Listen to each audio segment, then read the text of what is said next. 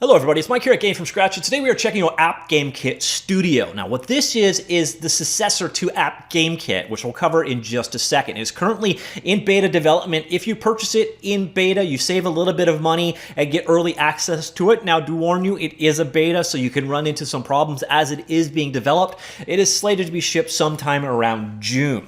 So AppGameKit may sound kind of familiar, and I actually did a closer look at review of this guy back in July of 2015. Now this is a 2D focused game engine aimed kind of at beginners. There's two tiers to it. Tier 1 is a basic programming language, very easy to get started with and learn using.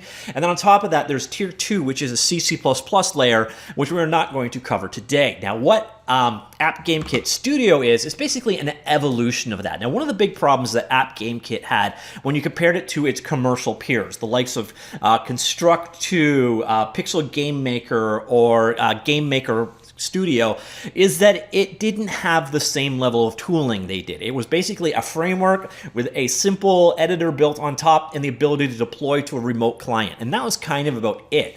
Now, what they've done with App Game Studio is really beefed up and made it kind of an all-in-one tool with a scene editor, debugger, integrated help, and that kind of stuff. And that's what we're going to check out today. So you see it's got drag and drop assets to visualize your scenes, code with AppGameKit script, which is a basic-like language, easily browse media assets, run live debugging sessions, access online help, and more. So you see here a little bit of details about it, but finally you come down here, you'll notice if you buy it in April when this will be published, you'll save 40%, buy it in May, you save 30%, and so on. And in theory, in June, that's when the release is, and it's going to be $99, 74 euro, or oh no, 74 pounds or 87 euro when it's released. At least that's what they're stating right now.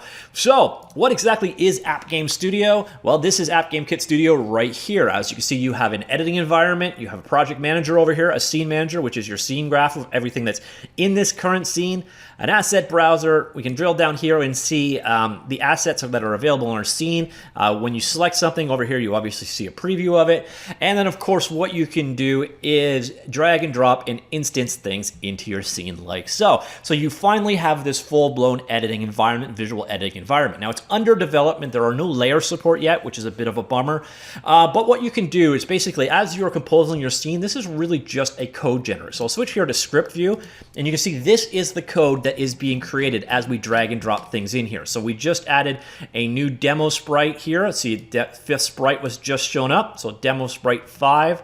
So I'm going to go back here to the 2D view again, and we will drop another sprite into the scene, and we will go back to the code, and you will see there is now a 6th. So this is just a straight out code editing or code creation environment. You're not supposed to edit this, by the way. It is entirely at the control of AppGameKit Studio.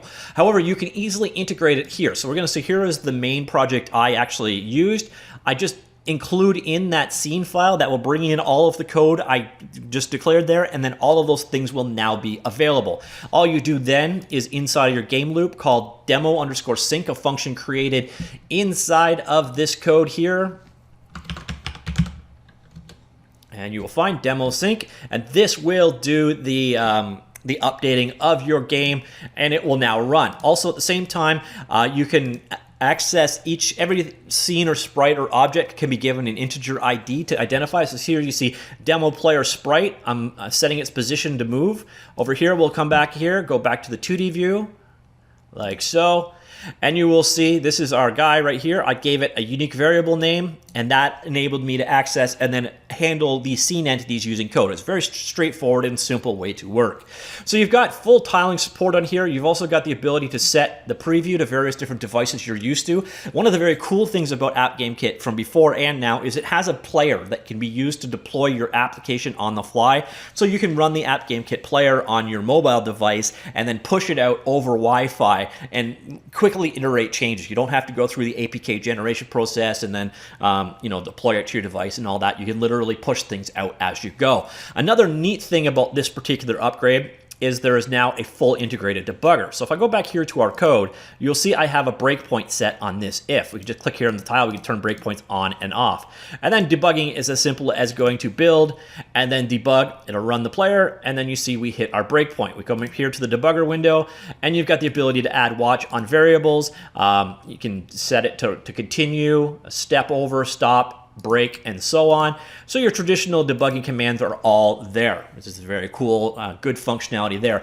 Now, another nice thing that has been added to the Studio is over here, we have full integration of all help. So if you, like I mentioned, AppGameScript itself is this basic kind of derived language. We can come here to the language, and we'll have all of the keywords of the language. So if I want to learn how to do while loop works here, or if a do loop, you come in here, you get an example of it in action. And we can use the breadcrumb kind of navigation to go back up. So if I want to see how go-tos work, there I get the documentation, or I can come back here to the home, and you'll notice the majority of what you're going to be looking at is probably under commands. And this is all of the functionality that is built into the AppGameKit language. And you've got things broken down by category. So say you wanted to play some sounds, you go into the sound category, and you'll see you've got all the documentation for all of the commands for speaking, recording sounds, playing sounds, and so on. And then everything else is broke down that way as well. So if, for instance, you're working with sprites, you just come in here, drill down to the sprite section. You want to figure out how to get details on it, and if you want, you can now go ahead and actually copy out and then paste for your use. Now, another thing that I'm really liking in this particular release is the fact that it's high DPI aware. I can't stand in this day and age when things don't work with 4K monitors or widescreen monitors. It's more and more common. There is no excuse for an IDE to not support multiple device resolutions. And thankfully, this one does. So if you come in here into the preferences, you will see you can set font size here for the editor and for the IDE, and I can change things up on the fly for whatever resolution I want. And this is a must-have in my opinion. I'm going to start nailing things to the wall when they don't support this because this is just, again, it's a must-have in my opinion. But it's nice to see there is good support. There's also on-the-fly font scaling using the middle mouse button and up and down. To those of you that are all about your dark theme, you'll also find there are different theme options as well as a theme editor. So if I want to go to the classic style, I can if I want my eyes to bleed, or I can come back here and change that back to something that doesn't suck quite so bad. Maybe let me try to go to default style. There we go.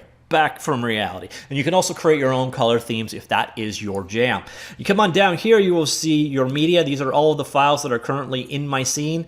And you can select something and preview it over here. The same thing if you pick an audio file, it will grab it that way, and it will do a play until you select something else here. You can also break down to show just the textures, for example, or just the sound files, just the shaders, and so on. So this is where your various media assets are organized. And as you saw earlier, instancing things into the world is as simple as dragging and dropping them onto the scene here. There's also support here for sprite sheets. So you can actually have multiple sprites in a sheet, break it down by a grid, and have each individual usable there. And yeah, that's kind of about it. You've got snapping, you've got the ability to switch between scenes here. You could create a new scene from the project manager over here by right-clicking it and saying add new scene to project. Another cool thing we've got going on is let's select this guy here. You'll find there is full physics support here, so I can turn physics on for this guy, set up the physics shapes controlling it. So let's add a box here, and we could say make this guy dynamic or kinematic. And then, of course, there are all the code and functionality behind the scenes, but we can set its mass, scene gravity, and so on. And now when we go ahead and play our code, that guy should just fall. Oh, I already had him attached too. So there you're seeing physics. It's that easy to add physics into your game world now. So that's the nice thing compared to the old solution. The old solution, you had a very bare bones editor, no world map, and now you've got all of your tooling and everything in one place. Plus, of course, you've got all the AppGameKit offer from before. So you still have like that VB language. I'm assuming the tier 2 C and C++ stuff is still available, but they did open source that kind of. So I'm not sure if that's directly included or if you have to grab that somewhere else. But if you want to go ahead and extend the commands in AppGameKit as well, that is an option for you using that other approach. So that's it. That is AppGameKit Studio. Again, it's got to compete now with the likes of GDevelop and Godot, of course. So, it's not just competing with the likes of Construct 2 and GameMaker anymore. But with this full integrated environment, the ease of it all, it's kind of a no-brainer. If you're already committed to AppGameKit, AppGameKit Studio is basically the same thing, just better and all in one package, better organized with more tooling. So that kind of migration or path is complete no-brainer. If you're looking at it compared to all of the other options out there, that story gets a little bit more difficult, but there are a lot of merits to AppGameKit. It is very easy and straightforward to learn. It is very robust in the support that's there, but it's also quite simple. So all of those things combined, it is a pretty good 2D, either entry level or hobbyist focused tool for sure. And that quick deployment to the player, that's something that everybody should offer, frankly. Okay, that's it for now. Hope you enjoyed that. Any comments down below? Are you using AppGameKit now? If so, are you thinking about upgrading to AppGameKit Studio? Are you using a different engine and somewhat tempted by this? Let me know. Comments down below. All right, talk to you all later. Goodbye.